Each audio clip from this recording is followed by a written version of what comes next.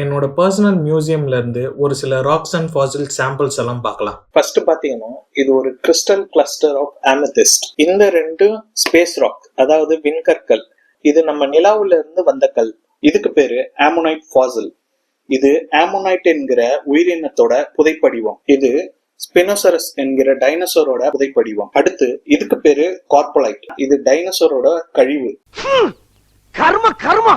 என்ன இப்படி நாறுது? நிலப்பரப்பு நகரும் பொழுது இந்திய டெக்டானிக் பிளேட்டும் யுரேஷியன் டெக்டானிக் பிளேட்டும் மோதி நிலப்பரப்பு மேல கொஞ்சம் கொஞ்சமா எழும்பி இமயமலை உருவாக காரணமா இருந்தது. அடுத்து பார்க்க போறதுதான் கற்களிலேயே மிகவும் அரிய வகை கல்.